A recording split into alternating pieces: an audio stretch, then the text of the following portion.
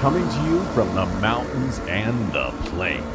The only conservative voices brave enough to push back. This is the Conservative Daily Podcast with Joe Altman. That's what the Second Amendment was designed to do. If you're going to do something to nullify or take away my rights under the Constitution, come get it. Max McGuire. When you look at politicians on the left, they need to convince people that they are victims. A resistance to the resistance. And now your hosts, Joe Altman and Max McGuire. And welcome back to another edition of the Conservative Daily Podcast. My name is Max McGuire, and back with us today, recently kicked out of the Colorado legislature hearing room for COVID, Mr. Joe Altman, because he coughed. No coughs. Yeah. So let's get some details out of the way, because there's lots of people trying to report on your health who have not seen you, have not not actually seen you in a medical sense. So are you COVID positive right now? I'm not. I am not COVID positive right now. I wasn't COVID positive yesterday, and when I actually showed up to the hearing. But that didn't stop the weaponized. That's not just your opinion. That's a medical doctor has told you that you are clear to re-enter society. Negative. I'm negative. You still have the lingering cough that many people with COVID have, but you have been cleared by a medical professional and allowed to re-enter society. So the only doctor who has seen you has said that you're allowed to do things like go to the hearing room. Yeah.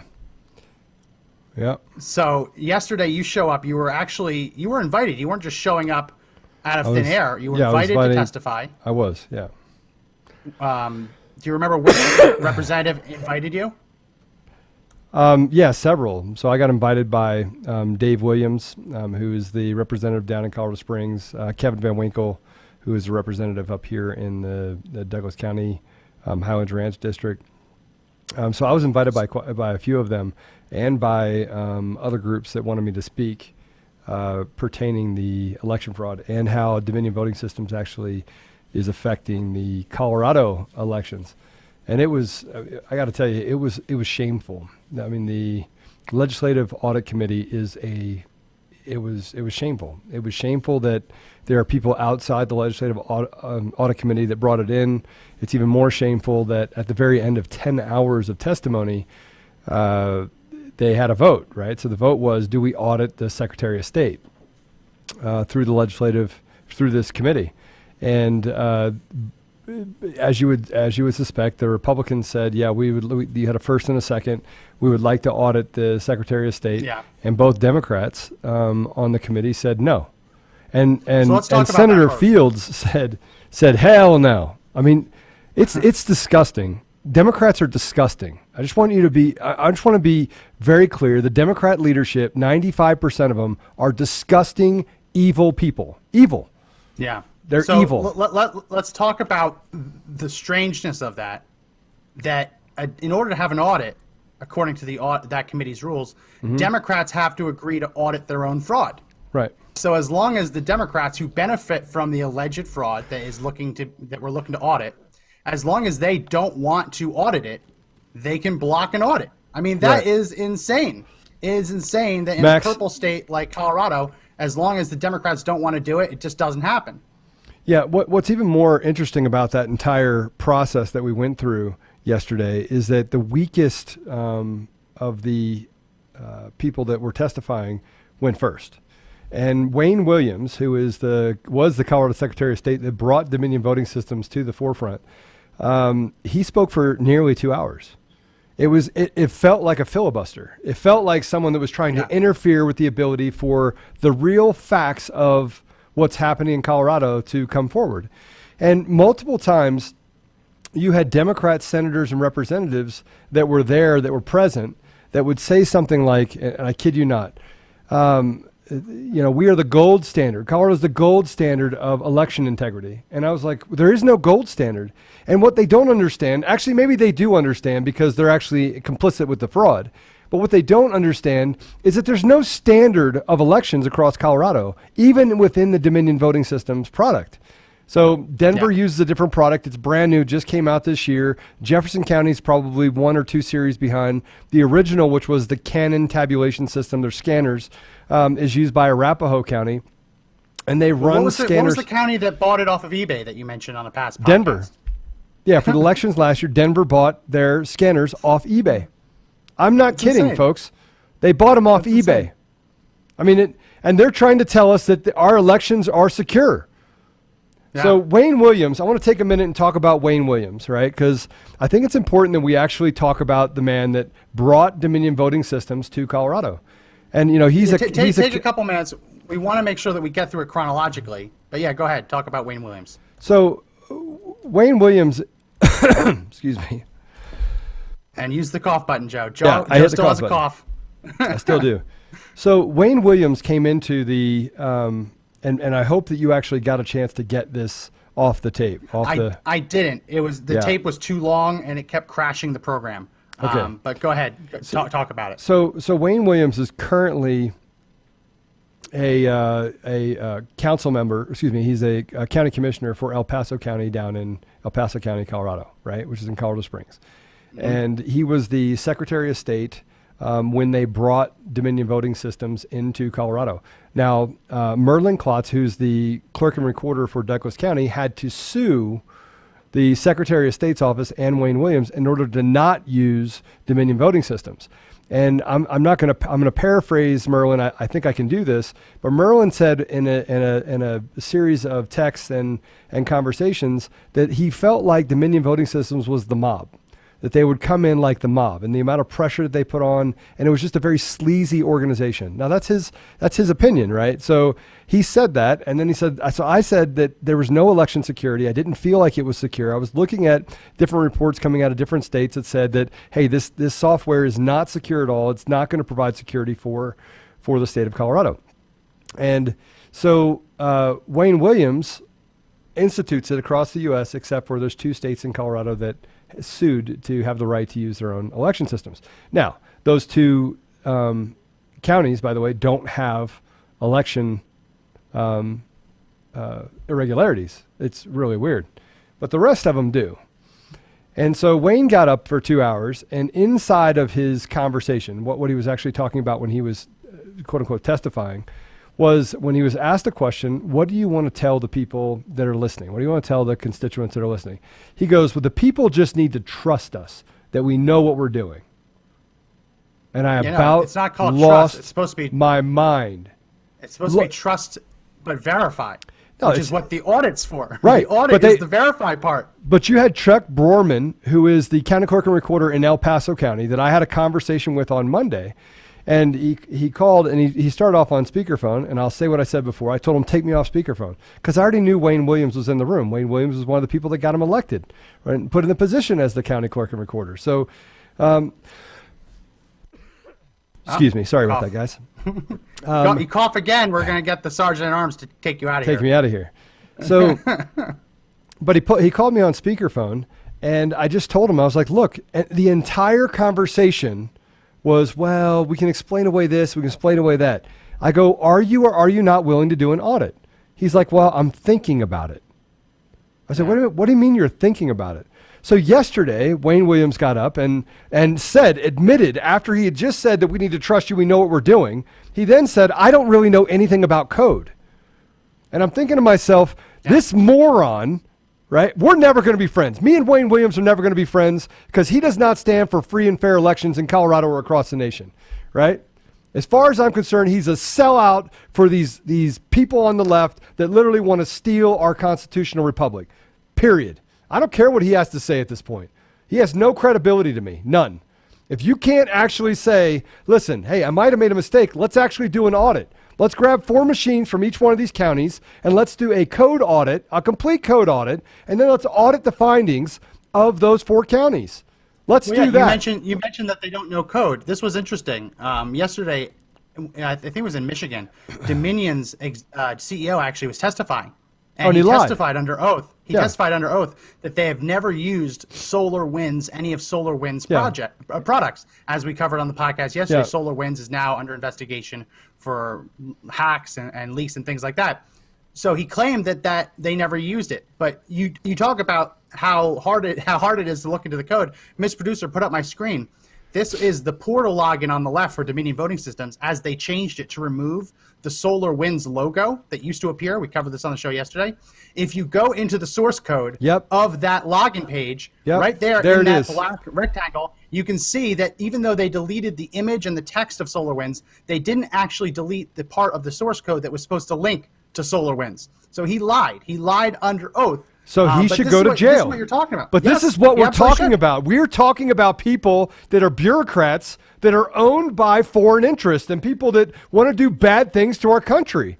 We're owned by that right now, right? And we're not dealing with a small problem. I mean, the fact that we went 10 hours, and at the end of that 10 hours, we can't get an audit of the Colorado Secretary of State when they redacted a document for Dominion Voting Systems and made parts of it that actually said Venezuela or Smartmatic, pictures, actual PNGs inside the document, so that when you actually go to search it on search engines, it doesn't show up. Yeah. Folks, this is not me making things up. This is truth. This is the evil that we live in. And this is the left. And Mitch McConnell comes out, and that clown, you find out he has ties to China as well. He gets up and he said, "Congratulations, President-elect Joe Biden." And I'm thinking to myself, where have you guys been? What are you not paying attention to? Look at what we're dealing with. I said a long time ago, if Joe Biden would have been elected president because of the will and the voice of the people, I would have swallowed dirt. I would have swallowed it. I didn't want to be a part of this. I didn't want to be a part of it. I don't wake up every day thinking about this going, man, I'm so glad I did this. You had some... I do want to tell you one good thing that came out of this, Max, is that someone actually called me a militia member, right, on Twitter. Yeah, we have that. So I took all of his information, called me a militia member, sent it over to my attorney, and I was like, hey, what can I do? He goes, we can sue him. I said, great, sue him. Do not cease and desist. Let's put up the image. Sue him. Image one. This is from Logan M. Davis, and now that he's going to be the defendant in a suit, we can use his name. Heads up, hashtag Colorado legislature. Coming for you, Logan. COVID positive militia member Joe Altman is at the LAC hearing, hashtag Colorado politics, using your Facebook post and your Parler post in that. Yeah, it's again, let's just say it for everyone. Are you COVID positive, even though you have that lingering cough? No, I'm not. You are not. But that's not the part of that that's a problem. The part is saying that I'm a militia member. No, I'm an American. I'm an American patriot. That's what I am. Look it up. You know what it means? Last night. It means I'm not putting up with your stupid crap, your communist crap. I talked to you last night about this, and I said, yeah, you're not in a militia, but if you were, you wouldn't just be a member, you'd be the leader. Damn if right you were, I would. hypothetically, in a militia. So, like, not only is it defamatory, but, like, it's also a little insulting to think that you'd just be a foot soldier in the militia if you actually were in one. Mm-hmm. So that's interesting. Well, before we go into the details of it, I want to walk through what happened, specifically what happened. And you getting kicked out, how 9 News was involved, a local news station was involved. We obviously showed that Logan M. Davis, Kat, other people were trying to get the attention of the Colorado legislature that you were there, obviously afraid of what you were going to say. And again, what you would have said under oath before the committee. Talk about what happened, because obviously you go there, as we said, you're invited to go there, and at one point you cough, and that's what triggers it? Yeah, so I'm wearing a mask. I was wearing a mask because everyone in there has to wear a mask. So I'm wearing a mask, and I'm sitting there, and I coughed, much like I have here. Yeah. And just like you just did. So the thing that happens with people that had COVID, where it got in their lungs, is you get this fibrosis. So it's kind of like a hardening of the inside of your lungs. And so that will linger on for 3 or 4 months. This is not a small problem.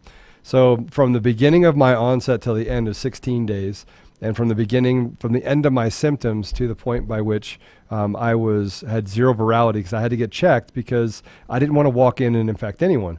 And so, so I was at my viral load was 0. I'm negative on my test, negative, right? So all of that happened in a 48-hour period of time. I show up at the deal. I'm sitting in the chair. I have a chair literally at the front of the hearing room.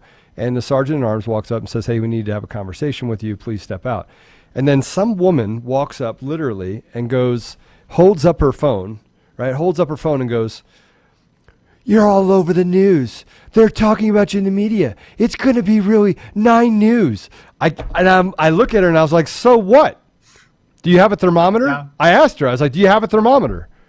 Like the one indication that can tell you if you have a problem is, do I have a fever? No, I don't. Well, we can't do it, and you have to leave the room, right? The fact that the media is so concerned about what I have to say that they will actually walk into a deal, check my social media, and say, "Oh my gosh, Joe Oltmann is going to talk. Oh my gosh, you're going to talk about Eric Coomer. He's going to talk about Dominion voting system. He's going to talk about." He coughed. Oh my gosh, he coughed. Oh, get him away. People were so angry in that room because they're like, why would they take Joe out of here? And then at the very end, they kicked me off of the list of being able to. Now, they did put me in the WebEx, and so I got to literally put some stuff up there saying this is all a bunch of garbage in the WebEx with all of the Democrat LAC members that were in there as well. Right, look, it was entirely too nice. The entire thing was too nice. When someone comes in, remove you from the room. They remove you from the room, and they brought you to a room next door or in the same building? They took me to a legislative office and let me sit in there, and then they logged me into so that I was an actual guest on the deal. That's not where it got weird. Where it got weird is then they send me a request asking me if they can record my screen. Yeah. So the person that's running the WebEx they want to know what you're going to do using their computer. They want to know. No, what it's you're my gonna do computer. It's my computer. Yeah. Oh yeah, no, screw that. Yeah. And I'm thinking to myself, what is wrong with these people? Actually, I wasn't just thinking it. I actually said it several times to them. So this is what gets me. You were wearing a mask because you're required to. Yep. I thought that masks work. Even if you did have a light viral load, wearing that mask should have been protecting everyone. No. That's what we're told. If everyone's wearing the mask, we're all safe. Yeah. So for them if you had no mask and you were coughing around, I could understand why they'd be concerned.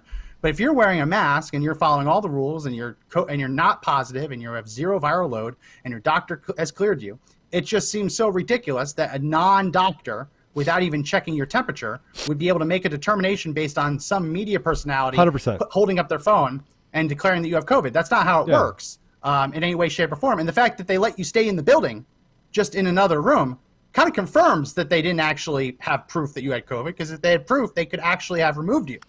Yeah, they could have removed you from the entire building. And the State Patrol guys were really, really nice, by the way. They were super nice and said, "Hey, look, we gotta watch you." So they watched the room while I was sitting in there for the remainder of the 8 hours that I sat in there. And finally, when they announced the last people, the chairman actually announced the last people that were gonna speak. I wasn't even on the list. So you waited all day. I waited all day. They didn't even let you talk. No. Even after you got marched out, even after they took the time to set up your WebEx or whatever it's called, even after you were sitting there all day listening to the filibustering, at the very end, they still don't let you talk. Yeah. Because apparently COVID can transmit over the pipes. No, it has nothing to do with that. They don't want us to hear the truth. They don't want the people to hear the truth. They don't. This has nothing to do with it. Look, it was an exercise in gaslighting. That's what it was. It was one of the biggest gaslighting events in Colorado history this year. Easily. Right? They don't want to hear it. And some of the reps, by the way, some of the reps that were on the call are ridiculously disgusting. They were actually tweeting, I don't remember his name is, Woodward. He's Representative Woodward. He's a Democrat, tweeted, Jenna Ellis is full of S, right? I'm not going to say it. Full of crap, right? He said that. She's really nice. She's very nice. And she everything that she said was truthful. Everything she said was in reality what's happening. But yesterday, after 9.5, 10 hours of testimony, 2 hours of listening to Wayne Williams run off at the mouth like a lying piece of you-know-what that I think he is. And I think you're that, Wayne. I hope you're watching this, right? I'm coming for you. I'm coming for you. I am. I'm going to make sure everyone knows that you brought Dominion voting systems into Colorado, and it's not the gold standard, it's the fraud standard. It's the fraud standard. It's the reason why we have elections up and down ticket at a state level that Republicans will have trouble winning. Conservatives will have trouble winning. You want to know why? Because you allowed this fraud into the state. I don't know if you took money for it. I don't know. I don't know if you took personal favors for it. Don't know that either. I don't know if your family did. I don't know if anyone else did. I suspect that there was something that you gained from it. I suspect. Well, the whole point is that we don't know what went down, but we certainly aren't just going to follow his overall request to just trust him. Trust him. That's Just what he said. trust me. Oh, by the way, I don't know anything about code. I don't know anything about code. Yeah. So there's a guy named Mr. Smith who spoke near the end, and I was trying to get all his information. I think you have it. Do you have any of the recordings from him at all? I couldn't get any of the recordings because I'll share it with everyone. Video. I'll share it with everyone later. But he actually has worked with the Department of Defense, worked on GPS, global positioning system that is instituted in the U.S., and has worked with red teams that are actually designed to actually test good guys, right? Test our systems to make sure that they're impenetrable, or give us security risks to say, hey, these are the problems that we have. These are the things that we need to fix. So he spoke and he talked about some of the problems with Dominion voting systems and the fact that these people that said that they did these tests were nothing about cyber security, none. And that their reports were 2 paragraphs long. Right. So listen, the reports that are done when you actually do a analysis of code, when you do an analysis, are not 2 paragraphs long. Right. Code is longer than 2 paragraphs. And so the deep dive that you do of any security risks or holes that happen, open ports, ability to infiltrate, connected to the internet, any sort of vulnerabilities are actually discussed in that document. Yet this thing that they did in Colorado to say, hey, it's safe, it's the gold standard, was 2 paragraphs long. And it was done by people that don't have any background in cybersecurity. That's like me going to 7-Eleven, handing them something and saying, hey, do me a favor, we're a data company, right? Can you validate this data and make sure it's right, please? And they look at it and go, here's your, it looks great, man. I think you're good to go. That's the equivalent of what we did in Colorado. That's what they did. They allowed a company to come in and infiltrate foreign interest, infiltrate our election system. I didn't make that up. That's not hyperbole. Yeah. That's not a conspiracy theory. And I'm going to come after the guys, by the way, that said that I'm a conspiracy theorist. No, I'm not. I have 100%. I haven't even started giving out the information that I have on Eric Coomer. I found his bank accounts. I found bank accounts. We definitely can't share that on. I can share the fact that he has bank accounts with lots of money in it over on foreign soil, tied back to him, shell companies. I can share that. Say that, but and I can also prove it. Look, there's so much that I could actually say here that I'm not saying, because it's like this: when a crime is committed, you don't want to put all of the information out in the public. You don't want the public to know everything. Eric Coomer went out and wrote an op-ed at the Denver Post, and in that op-ed, he made some admissions that he shouldn't have made, right? And one of them was that I made up, that I actually fabricated all of those posts that we had with Eric Coomer, all of them. The problem is he didn't name you by name. He didn't name you by name. He said you were the social media. He said the social media trolls, the alt-right personalities. Trying to pad their ad revenue numbers. The challenge in getting him actual for libel is that he didn't name you by name. Now, if we can get him to name you by name, then that's an easy case. Yeah. That's an easy case to make. I've invited him to my house. I mean, I have a coffee machine. I invited Eric Coomer to come to my house. I come on down. I even said that I would get a waterboard machine ready. I don't even know what that is, but maybe it might happen, right? If he wants me to. My point is this. If it's consensual? If it's consensual, then I'll waterboard him. How's that, folks? You want to waterboard him if it's consensual? Like they did on Mythbusters, purely consensual. Yeah, purely. I mean, he has to volunteer for it. He has to become tribute. Listen, as we go through this process, what amazes me is, excuse me, guys, sorry about that. What amazes me is that the Atrium County audit did not come up. This is explosive information. about Dominion voting systems, software and hardware, and it didn't come up. It didn't come up yesterday. Even the guys that talked about it didn't come up. And I'm thinking to myself, and some of the information, by the way, that Mr. Smith had, we were talking out in the hallway, and he walked into the office that I was in, and I was showing him the code gates. And I was like, look, this is actually how they got around the risk-limited audit. And the risk-limited audit is where you pull a certain portion of the votes that give you a statistical probability that it represents the entire election. A fair statistical sample. Now, the problem is that the further the gap, see the gap, the reason in Colorado, the gap was really wide in a lot of these elections. I mean, it was, 10, 11, 12, 13, 14 points. So the larger that gap, the smaller the risk-limited audit is, because the smaller the sampling size needs to be in order to get to a conclusion that it's all validated, right? But when we talk about code and how code works, I can pull all of those files, and they will actually pull, as soon as I pull them out, I pull that ballot and I stick it through the machine, and it shows, it's going to 100% show that person voted for Biden, voted for Trump, voted down ticket. Yeah. But the second that I actually get to what I call I'll just call it the elevator, right? When you get on the elevator and the doors close, you have to go one floor down and the doors open, and then out you walk, right? The output walks, right? Input goes in the elevator, go down. But the point between floor 1 and floor 2, you don't know what happens there, right? Rootkits, code manipulation, an extra part of the algorithm. You could actually do diversion. So you can, and when we talk about the adjudication process, it never came up yesterday either. Why aren't they talking about the adjudication process in Colorado? Why aren't they talking about it? So all of the things that they talked about had to do with sound bites of the gold standard, the gold standard, the gold standard of election integrity. It's not the gold standard of election integrity. And it's not backed up by any fact. There's no factual basis behind what Wayne Williams said. You had Chuck Brorman, who's the county clerk and recorder in El Paso County. And look, we got a lot of members with FEC United down in Colorado Springs, and we have a lot of organizations that are coming together. And he sat in that meeting as well. And when he was asked, will you actually submit to an audit? And he was like, I will entertain it. Not I will, not yes, but I'll entertain it. But that's what these bureaucrats do, is that they actually just follow each other. It's CYA all the way down the line.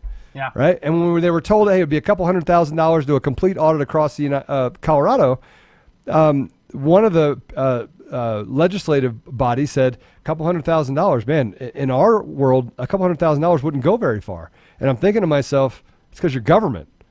We'll audit the entire system. I will get 500 people together, and you can get as many Democrats as you want to watch, and we will do a complete code audit, and we will do a complete audit of the deal, and I will give up my time and everyone else's time. I know that I can get them to volunteer, right, for free in order to do an audit across Colorado. I could take that into them, and they would still say no. Well, let me tell you what won't cost $200,000. Mr. Producer, put up the screen. One of these snazzy come and take it Christmas t-shirts. There is still time, Mr. Producer, put up my screen. There's still time to pick up one of these come and take it Christmas t-shirts with rush shipping in time for Christmas. So if you don't want to abide by Anthony Fauci's requirement that you stay indoors, if you want to protest against the same people who kicked Joe out of the hearing just because he coughed, make sure you pick up one of these come and take it Christmas t-shirts. They are selling like hotcakes. Go ahead and take that off. And while we're braked for a little bit, Mr. Producer, put up the image for the gun giveaway.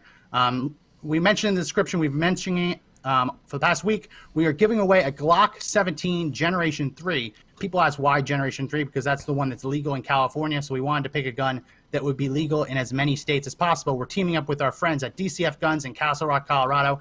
If you're local in Colorado, make sure you check them out. We're going to be running this through Christmas. What? Can we talk about the fact that DCF Guns is one of the largest sellers of guns and ammo in the state of Colorado? Yeah. Yeah. They are, which is why they're a great partner. Put the image back up one more time. $650 value. We're going to be running this through Christmas. On Christmas Day, we'll do a short broadcast picking a name. So make sure you check out the link in the description to join. We're also going to be making sure the links go out with the text alerts every day. When we go live, the links are included. So those are two different ways that you can join. One entry per person. All the rules are on the entry page. yeah, best of luck.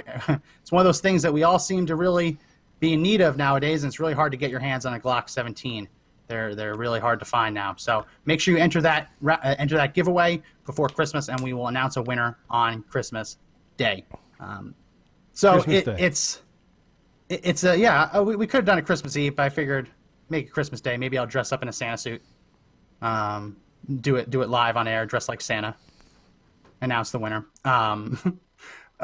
So we've been talking about this, and it kind of fits well into the overall theme.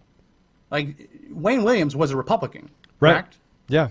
So we talked about the fact that the two Democrats on the committee voted against auditing their own fraud. Shock, shock. But we're also dealing with Republicans who are basically trying to also say there's nothing to see here. Don't look into this at all. And part of it in Wayne Williams' case seems to try and be that he wants to protect his legacy, that for whatever reason he thinks bringing Dominion voting systems into Colorado is a legacy to be proud of. I don't know. But there's some legacy protection. I think there's also a big part of the GOP that legitimately doesn't want and never did want Donald Trump to win, didn't want him to be reelected, and would rather work with Joe Biden than be forced and dragged kicking and screaming by Donald Trump to actually do conservative things. So I think there's a couple different elements there. But as you mentioned at the start, go ahead and put up my screen, Mr. Producer. Mitch McConnell not only went on the floor of the Senate yesterday and declared that that Joe Biden was the winner, he also held a conference call with the Republican caucus and urged them, other people have actually reported as demanded them, that they do not challenge the Electoral College results. As we've covered on the podcast, just because the Electoral College voted on Monday does not technically mean that that's the end. It still has to go to Congress. Congress can still challenge it and have to ultimately certify it.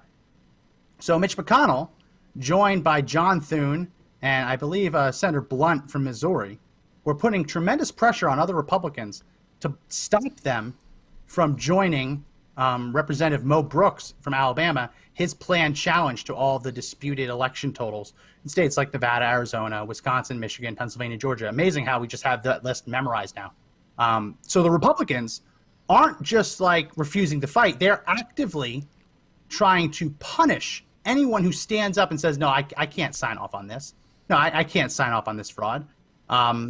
It's incredible to me. So we do have a fax blast running today. Link is in the description. If you want to help us to stop Mitch McConnell from essentially coronating Joe Biden, make sure you check out the link in the description for the fax blast to join our fax blast campaign today. Our goal is to send 500,000 fax blasts to Congress.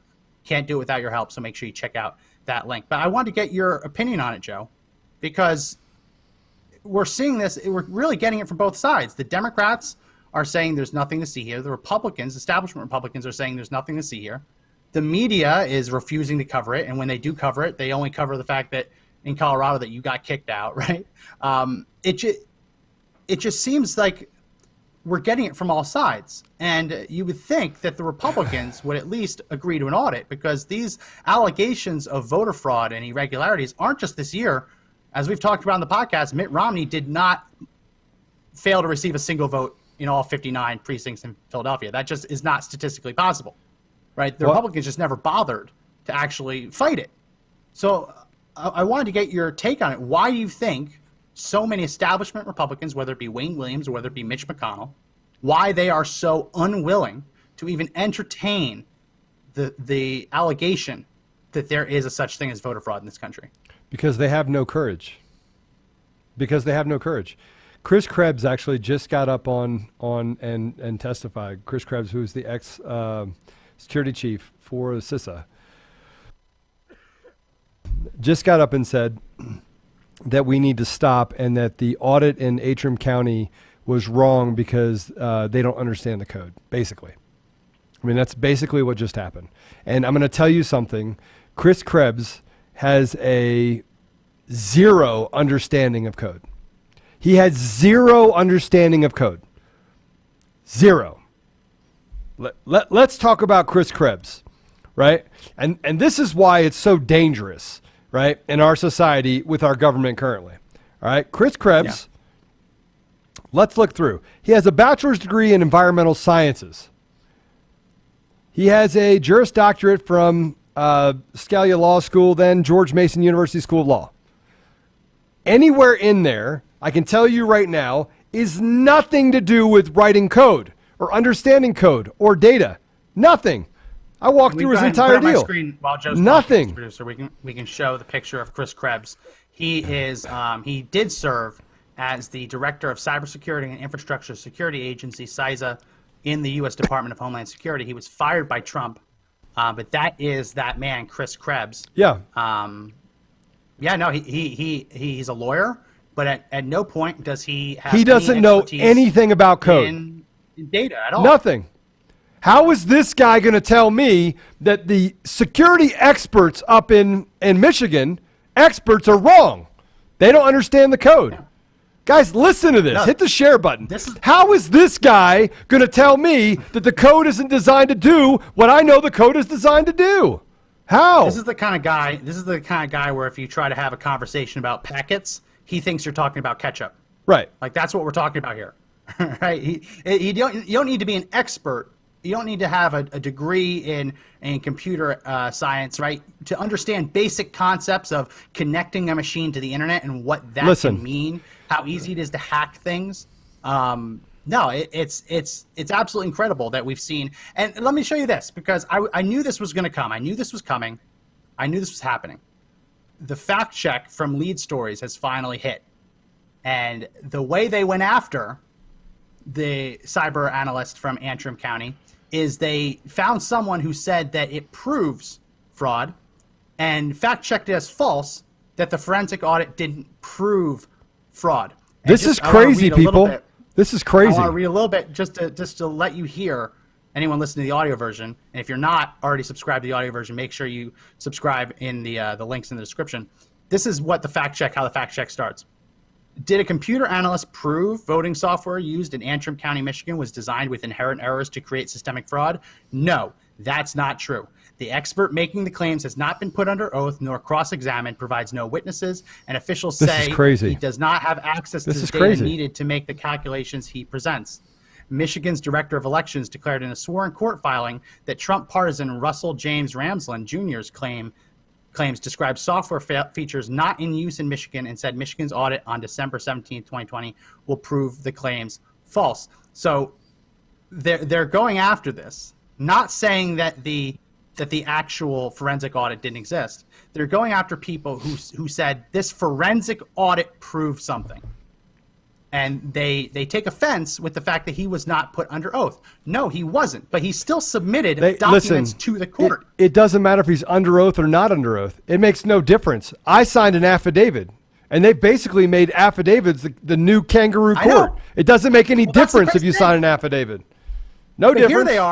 Here they are presenting the affidavit as the refutation, saying that the Michigan's Director of Elections declared in a sworn court filing that the claims are not true. So when you file an affidavit, they say this is the weaponized media. Doesn't actually mean anything. This is the weaponized media right here. When you file an affidavit, they say it doesn't mean anything. When a forensic audit is completed, they use the affidavit to refute the audit. It was a forensic audit, and to say that he wasn't put under oath, that is not the way it works. He was an audit. It was an audit performed for the court case. When he submitted that report to the court, he submitted that also under penalty of prosecution, right? If you are an auditor and you deliberately submit a false report to the court, that is the same as if you were testifying. He understands that he has a role to play in these court proceedings. He can't just lie and get away with it because he isn't sworn in, right? The fact that he submitted it to the court also means he could be prosecuted if he was found lying. Right. But these fact checkers, these bogus fact checkers, they'll do anything. They'll do anything to stop conservative posts, videos, podcasts from being shared. And basically, it's like the old Stalinist saying, right? Joseph Stalin hated his political opponents. So what he would say is he would tell his investigators, I'll tell you the person, you find me the crime. That's the opposite of how investigations, fact checks are supposed to work. You're supposed to go into it with an open mind and figure out whether something is true or not. They decided that they wanted to make sure that this kind of post about the Antrim County wouldn't be able to spread on Facebook. So they waited until they found someone who said that it proved something, and they used that. And I guarantee you they are using this fact check to go after people who didn't use the word prove. But what really gets me, put up my screen again. This is written by a Mr. Dean Miller. He has edited daily and weekly newspapers, worked as a reporter for more than a decade, and is a co-author of 2 non-fiction books. He serves as director of Stony Brook University Center for News Literacy, right? All these things. Nowhere in it does it describe him as someone even qualified to go toe-to-toe with a forensic digital data auditor. That's the problem. The problem is that they're stealing they're stealing your voice. You are one of many. They're stealing your voice. How do you feel about it? I'll just ask you right now. And you have like the Biden staffers that come in and say, oh, the anybody that supports Trump are little effers. And I'm going to tell you right now, meet me in the middle of the street. Meet me in the middle of the street. How many of you feel that way? Right? And you'd say, well, Joe, come on, man. That's not, God doesn't want us to go beat up people. When do we start fighting against evil? When do we push down the walls? When do we get to the place where it actually matters, where we can stop these clowns from doing this? We are in an arm wrestling match, and we're going to lose if we decide to back down to these people. You got the elected bureaucrats that get paid anyway. Do you think they care? Do you think they care what societal norms become? They're bureaucrats. They get paid anyway. If you want to look at the reality of it, they don't care. So this is part of the fact check. The fact checker even tried to dig into this guy Ramsland's resume. He contacted NASA and asked NASA's public affairs office if they could confirm that Russell James Ramsland worked for them, because he claimed to have previously worked for NASA. And NASA responded, we have no record of an individual by the name of Russell James Ramsland having been employed by NASA. This does not preclude the possibility that Mr. Ramsland worked for a company with which NASA contracted, but we would not have those employment records. So they present this in a way that makes it look like he's lying, right? That is a non-answer, right? You don't publish that. If you don't have an answer one way or another, you don't publish that. They also said that they followed up to ask if he had ever worked at NASA facilities, and they reached out to MIT, but didn't receive a response. This is how they're able to craft these things to try and make him look like he's not credible, right? The fact that they even published it causes doubt. The fact that NASA wasn't able to find him, right? That's now being pushed by other people, that fact checkers tried to see if he worked for NASA and were not able to find employment records. Dun, dun, dun. But that's not how it works. You can be a contractor, you can be a subcontractor, right? There's lots of ways you can work for NASA without actually being a complete employee. He could have been a contractor for NASA and not been in employee files. I mean, they do this because they wanted to go after him. They said, we need to stop this. Like, the fact checkers at Lead Stories cannot possibly say they have a better understanding of the inner workings of Antrim County's 16 some odd Dominion machines than the person who actually got to hold them in his hands and read the logs. You cannot fact check that unless you're going to hop on a plane and go up to northern Michigan, fly into Traverse City and go to Antrim County's election offices. Unless you're willing to do that, you cannot fact check an auditor, a forensic auditor, submitting his report to the court. You can't just fact check that. That's not how this works. And I'm sure that that guy has a great journalistic record, but the fact that he's nitpicking over whether it constitutes proving something is bogus. Yes, forensic audits are performed to prove things. And there are times in the audit where the auditor says, we have not been able to conclude one way or another, we are still investigating, right? That is true. But he made conclusions and submitted to the court. He submitted it with his expertise. He is asserting these things to be true. The fact that leadstories.com and other fact checkers disagree with it doesn't change the fact that that's what the forensic audit found. I am shocked that they're actually trying to fact check a forensic audit from the comfort of their own homes in God knows what other state. It's just, these fact checkers have to go. They have to go. The fact that they've been able to weasel their way into positions of confidence in Facebook and YouTube and Twitter, we never should have allowed it to happen, but this is, to me, this is the final straw. It really is. This is just completely the final straw. The fact that they're trying to fact check a forensic audit. Well, welcome to the new world. Welcome to the new world. I mean, that's what we're dealing with. We're dealing with the new world. Are you going to let it happen? Are you going to let them steal our elections? Are you going to let them slander you? Are you going to let them actually come after you? Look, I'm not above. I'm going to tell you right now. I believe that God is at the wheel, but I believe we are warriors, right? I believe that we have to step out. And you would say, Joe, you're advocating for violence. Nope. I'm not advocating for anybody to do anything they don't want to do. But I'm going to tell you right now, if you think I'm going to let the grip go of our country, I'm not. I'm not willing to do it. Yeah. And if that means that it comes down to the fact that we meet in the middle of the street and I throw you on your neck and tear your throat out, then that's what I'll do. Now, I'm willing to do that. No, I'm willing to do Metaphorically. Consensually. No, whatever. I mean, everybody wants to say that. Everyone wants to say that we have to maintain decorum. Since when? When is decorum when they hold up a head of Trump with blood dripping down it? Where's that decorum? Yeah. Tell me. Tell me as they dox people and attack people where the decorum is. Tell me. Tell me how Eric Coomer can put up the Antifa manifesto and go interfere with an election over in Mongolia and do the things that and have an office with George Soros up in Toronto. And that's just supposed to be coincidence. Even though they sit on boards over at George Soros and they're intimately connected. And when you can actually have people on the Democrat Party that literally want to call for executing Trump supporters, right? Or attacking Trump supporters, like the woman up in them in re-education Michigan. Camps. Yeah, re-educate this. I'll meet you in the middle of the street. You beat me, I'll go to your camp. You don't, you're going to need you have a lot of problems. Melinda wrote on the Facebook comments that trying to fact check a forensic audit is like fact checking an autopsy. Absolutely right. 100%. That's like a doctor performing an autopsy saying, this is what I found. And some idiot at Lead Story saying, no, we've determined that's false without ever actually looking at the body. It's a very, very accurate description, Melinda. Great comment. And yes, we do read the comments. It's just, it gets hard when there's so many coming in so fast. It's just, what is truth? What is truth anymore? Right? We get just throttled by Facebook. We get throttled by YouTube. We get throttled by all of these platforms for saying what? Like, what do we say? Because we're talking about truth.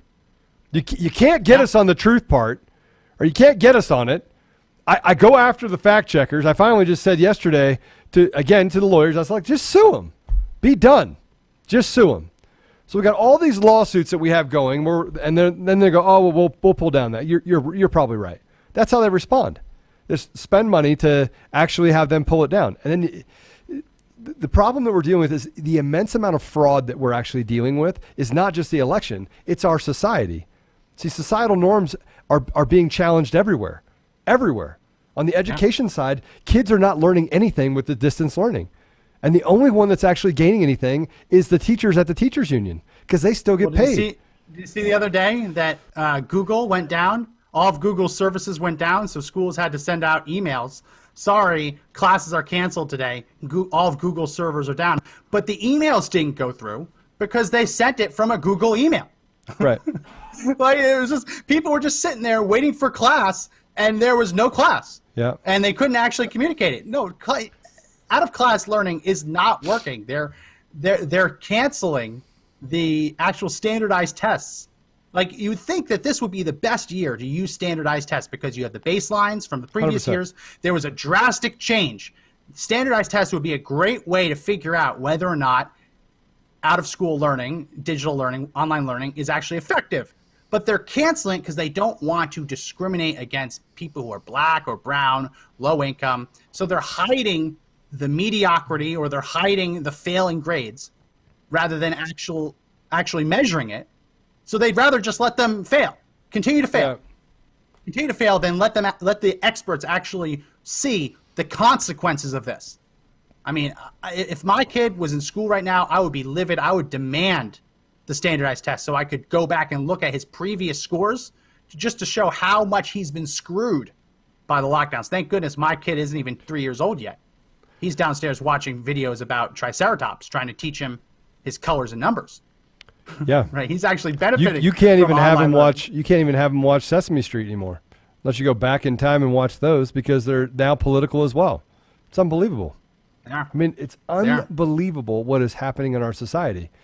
And if you think that China or some of these other nations out there are changing their curriculum to allow for 300 genders and, that, we need to all stay home and do distance learning. They're not doing any of that. They're operating with strength. They're trying to weaken us as a society. They're trying to weaken our country so that we can become slaves to them. Yeah. Who do you think it affects, Max?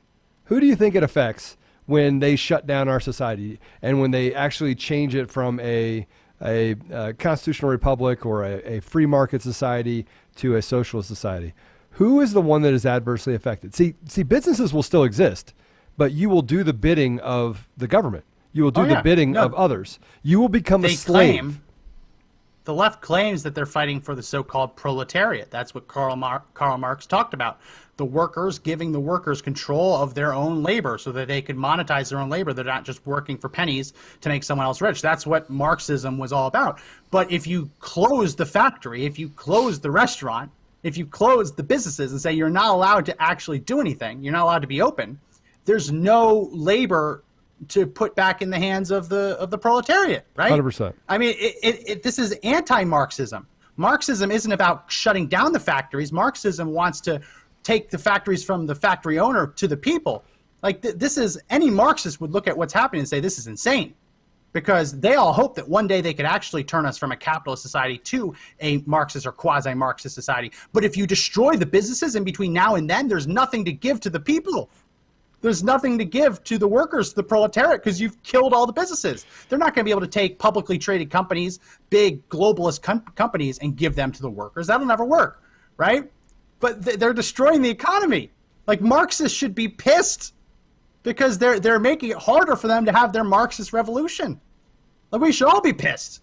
The idea that they can pick winners and losers and just say, like, I saw statistics that say only 3% of positive cases have actually been traced back to in-person indoor dining. Right. And they've just completely shut that down. But a larger percent have been traced back to grocery stores. Right. So how does that work? Grocery stores can be open. You can be neck to neck. I mean, go ahead, Mr. Producer, put up my screen. This is from Costco. We posted this on Facebook. This is Costco. How can you possibly look at that and say that's safer than indoor dining at whatever percent you want to say? Because they're saying nobody's indoor wearing dining gloves. I mean, they're touching no one's wearing things, gloves, touching no their face masks. shields, no plexiglass. I mean, they're not even 6 feet away. They're not even following the lines. No. Look at that. So it's all set to pick winners and losers, and they pick the winners. Costco's a publicly traded company. I own Costco stock. I voted to not give anyone a raise this year. Costco is a publicly traded company, so they get to stay open, and they don't get fined. Like, look at that. Look, put that screen up again. If that was a small business, and one of these auditors, the COVID auditors, came in and saw that people weren't obeying the lines drawn on the floor, those yellow lines, they would get fined, right? People are going to these businesses and fining them for the stupidest mistakes of not following it to the letter. But Costco can get away with this madhouse of holiday shopping because they're too big to fail. They're too big to fail. I mean, it's insane. If you can do this, you can eat indoors. And yeah, sure, make sensible restrictions, right? Maybe not put everyone on top of each other. Maybe not have family-style meals, right? Make some changes. But to say that there's no indoor dining when that's what's happening in Costco, and it's even worse in Walmart, anyone ever been to peopleofwalmart.com? Those people haven't gone away. They're still out there. It's a free-for-all in Walmart. I don't know, it pisses me off because it's all connected. It's all connected to the same people like the Wayne Williams, everyone who thinks they know best with Dominion. They think they know best with COVID. They think they know best. And it all comes back to the same thing. Trust us. We know best. You don't know what you're talking about. We're the experts, like Lead Stories. Don't believe the forensic auditor. We know best. They obviously don't. I think I'll give you the final word as we wrap this up. So, I mean, I have lots of final words right now, but I think the biggest right now is that the hope that you need to feel is that we are at a place right now. We're at a fork in the road. Right? One side is we allow them, we relent and give in and let them take us down this socialist, Marxist, communist route. The other side is you fight. And you could say, Joe, I may lose my life. I may lose everything I have. Okay. What's the alternative? Tell me what the alternative is. I'm going to tell you what the alternative is. You lose your life. You lose everything. You lose opportunity. There are kids now. I talked to one on Friday. There are kids now, literally, that are getting out of college that can't get, there's no opportunity. It's a drought. Like there's no jobs available. There's no ability for them to go get a job. They can't even get a job working at a restaurant. They literally have zero opportunity. We are pushing people through college with zero opportunity out the end of that funnel. What happens when we get further down this road of socialism or communism? That zero opportunity becomes a negative number. Negative. I mean, to the point now where we're talking about destroying the fiber of everything we stand for as a country, and we're allowing these people to do it. And people say, well, Joe, you're advocating for violence. No, I think that sometimes in order to get to a means where you protect things, that's why we have wars, right, is that there are winners and losers. There are people that have to stand up. If we would not have stood up to the Nazis in World War II, we would be a different society today, and there would be no Jews to speak of. They would have eradicated Judaism. They would have. But we stood up, and we fought. And right now, we're at that same place. And these people they're the dregs of society. Democrats are liars. They're liars. The mainstream media, liars. Big tech, weaponized against you as people. Again, I'm not making this up. This is actually happening. You have fact checkers that, do not deserve to do anything going up against people that are forensic auditors. They're experts. Of the 59 people that are election security experts that sat on the CISA deal that said this is the safest election, not one of them has the credentials to understand cybersecurity. Not one. Yeah. Not one of the 59. If I'm lying, I'm dying. Not one of those 59 people has even an ounce of information or understanding that I have on cybersecurity, and I'm not an expert. I'm not. Yeah. But I know more than they do. And they're in positions of trust and authority within our bureaucratic system to tell you that this is the safest election out there. Ignore science, ignore math, ignore all those things. Let's just get on with it and let Joe Biden in office. Not a chance. BLM and Antifa, they can kiss my ass. It's not a bad word. Made it. Kiss his donkey. He has a pet donkey. He wants you to kiss it. Right. My point is this. It's such a time as this.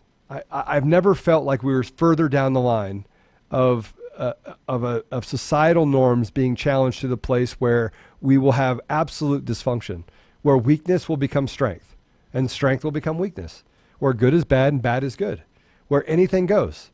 I mean, they have drug centers around the state of Colorado right now where you can actually safely go and inject yourself with heroin. Yeah.